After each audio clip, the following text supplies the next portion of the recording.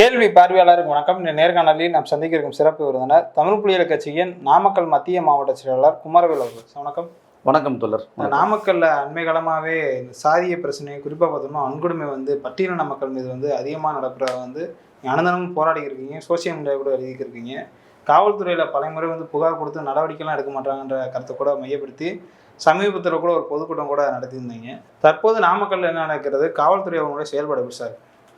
இங்கே திராவிட மாடல் ஆட்சியில் வன்கொடுமைகள் குறைவாக நடந்ததாகவும் வன்கொடுமையே நடக்காத மாதிரியான பின்பங்கள் எல்லாமே பல்வேறு பகுதியில் பேசப்படக்கூடிய ஒரு பொருளாக இருக்குது.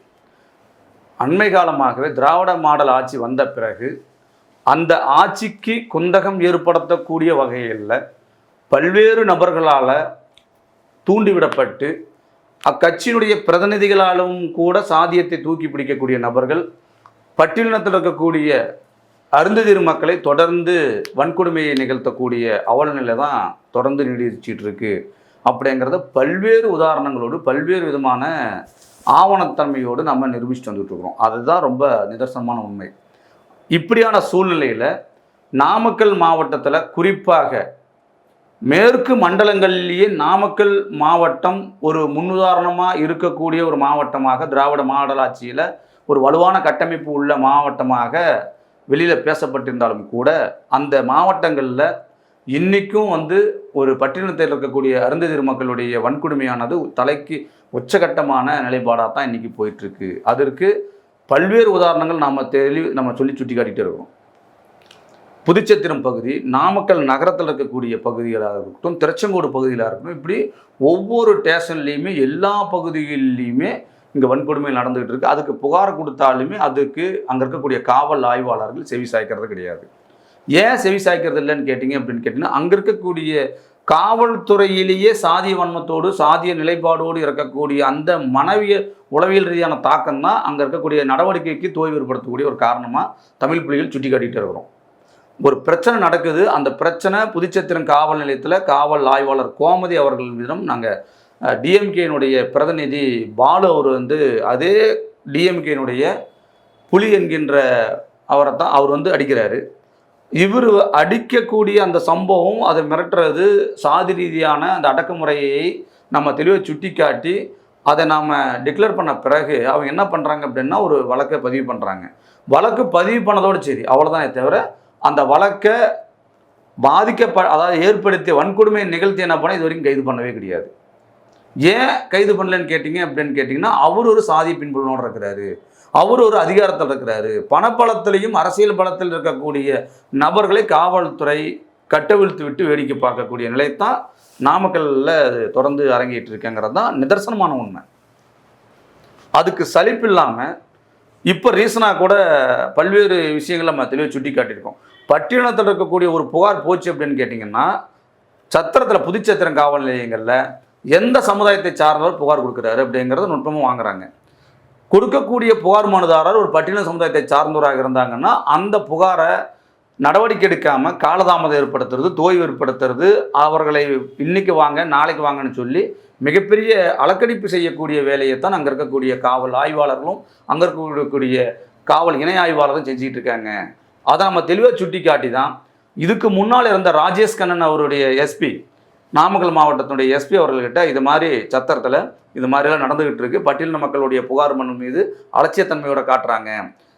பட்டியலின மக்களுடைய புகார் மனு மட்டும் கிடையாது, அங்கே இருக்கக்கூடிய சமூக விரோதிகளாக இருக்கக்கூடிய அரசால் தடை செய்யப்பட்ட இந்த மது விற்பனை, இங்கே இருக்கக்கூடிய பல்வேறு விதமான புகையிலை பொருட்களை கூட தடை செய்யணும், தடை செய்யப்பட்ட புகையிலை பொருட்களை வைக்காதீங்க அப்படின்னு சொல்லி நாம் ரிப்போர்ட் கொடுத்துருக்கோம்.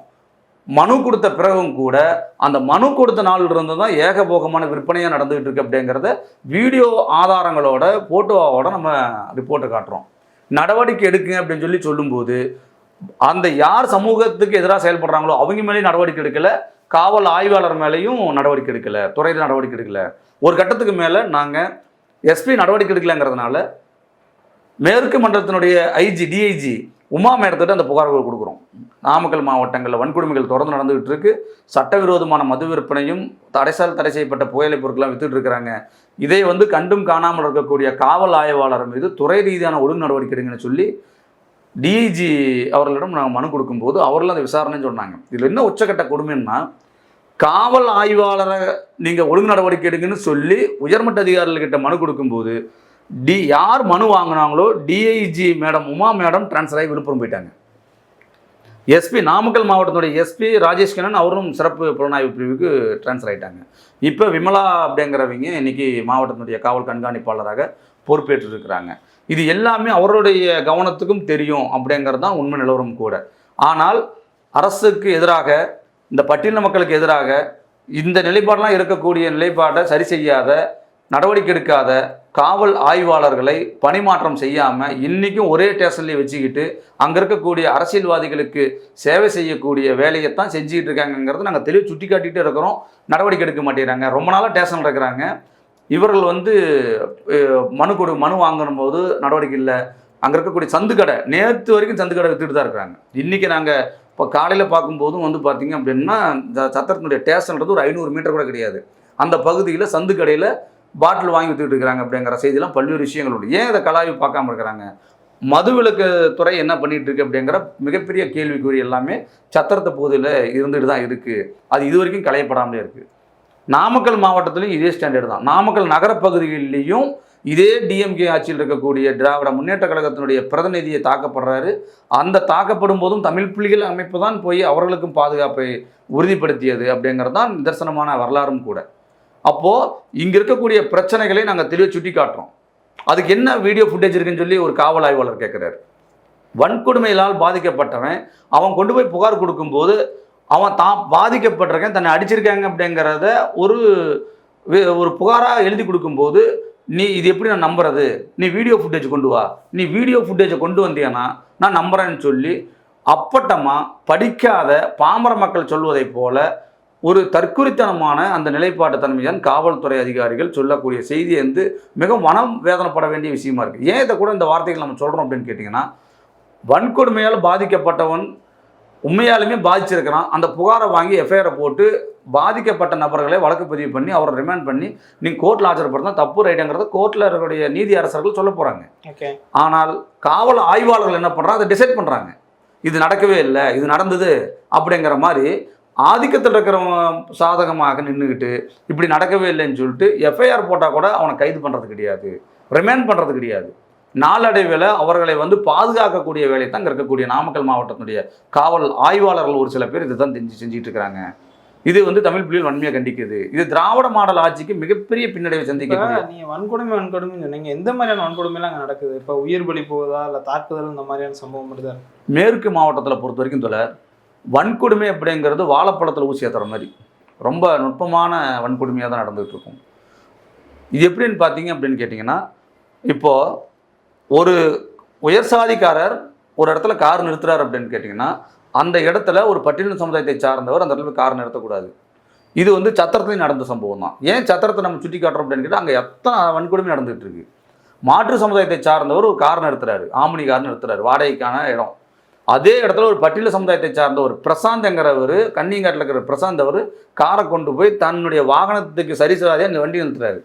வண்டியை நிறுத்தும் போது உங்களுக்கு தனியாக ஒரு இடத்த ஒதுக்கி இருக்கிறோம், அந்த இடத்துல போய் வண்டி நிறுத்த வேண்டியது தானே, ஏன் இங்கே வண்டி நிறுத்துற அப்படின்னு சொல்லி கேட்குறாரு. நீயும் வாடகைக்கு தான் ஓட்டுறேன், நானும் வாடகைக்கு தானே ஓட்டுறேன். அப்படியும் போது நீ நிற்க வேண்டிய இடத்துல நான் நிறுத்தக்கூடாதுன்னு சொல்லி ஒரு கேள்வி கேட்குறாரு. நீ எல்லாம் நான் கேள்வி கேட்கலாமா? உங்களுக்குன்னு ஒரு இடத்த ஒதுக்கி இருக்கிறோம்ல, அங்கே போய் நிறுத்துங்கன்னு சொல்லி மிகப்பெரிய ஒரு சாதிய உளவியல் ரீதியாக அவரை தாக்கி காருக்குள்ளே உட்காந்துருக்கிற நபரை காரு மேலே அடிக்கிறாரு. இது அங்கே இருக்கக்கூடிய ஒட்டுமொத்த ஓட்டுநர்கள் மத்தியில் இந்த சம்பவம் நடக்குது. இது காவல் நிலையத்துக்கு போகுது. காவல் நிலையத்தில் இன்ஸ்பெக்டர் கோமதி அவர்களுடைய தலைமையில் அந்த விசாரணை போயிட்டுருக்கு. எல்லாமே ஒப்புதல் கொடுக்குறாங்க, நடந்த உண்மை. இவர் உங்களுக்குன்னு ஒதுக்கியிருக்காங்கல்ல, அங்கே போய் வண்டி நிறுத்த வேண்டியதானே, இங்கேயே நிறுத்துறீங்கன்னு சொல்லி இப்படி சாதி பாகுபாடு பார்த்து வண்டி நிறுத்தக்கூடாது, ஏன் வண்டிக்கு கூட வண்டி நிறுத்தணுமா அப்படிங்கிறதெல்லாமே அவர்கள் சொல்லப்பட்ட ஸ்டேட்மெண்ட். அது இவர்கள் வாங்கி எஃப்ஐஆரை போட்டுட்டு என்ன பண்ணுறாங்கன்னா, அப்படி ஒரு சம்பவம் நடக்கலைன்னு சொல்லி இவங்க கோர்ட்டில் எம்எஃப் பண்ணிச்சிருக்கிறாங்க. இது இப்படி தான் மேற்கு மண்டலங்களில் பொறுத்த வரைக்கும் சாதிய தன்மைங்கிறது அடிக்கிறதுலையோ வெட்டுறதுலையோ கிடையாது. ஆனால் அவர்களுடைய அணுகுமுறை எல்லாமே அம்பேத்கர் எப்படி நமக்கு சட்டத்தை வழிநடத்தும் வழியை அரசியலமைப்பு உருவாக்கியும் போது இங்கே பார்த்தால் தீட்டு தொட்டால் தீட்டு என்பதை போல மேற்கு மண்டலங்களில் அவர்களுடைய சொத்துக்கு இணையாக ஒரு சொத்து வாங்கிடக்கூடாது, அவருடைய வாகனத்துக்கு இணையாக ஒரு வாகனம் வாங்கிடக்கூடாது, அவர்களுக்கு ஈக்குவலாக இன்னொருத்தர் உட்காந்துடக்கூடாது, இவர் சேர் போட்டு உட்காரும்போது அவர் சேர் போட்டு உட்காந்துடக்கூடாது, இவர் கொடுக்கக்கூடிய டம்ளரில் இன்னொருத்தர் டம்ளரில் அதே ஈக்குவலாக இருக்கக்கூடிய டம்ளரில் குடிக்கக்கூடாதுங்கிற இந்த பாகுபாட்டின் அடிப்படையில் தான் மேற்கு மண்டலங்களில் இந்த சாதிய நிலைப்பாடு தலைவிரிச்சு ஆடிக்கிட்டு இருக்காங்கிறது தான் நிதர்சனமான உண்மை. அதில் மாற்றுக்கிறதுலாம் கிடையாது. இப்போ ரீசனாக வந்து திருச்செங்கோடு பகுதிகளில் இப்போது இந்த மாதத்தில் 4ஆம் தேதி ஒரு எஃப்ஐஆர் பிசிஆர் கேஸை ஃபைல் பண்ணியிருக்கிறாங்க.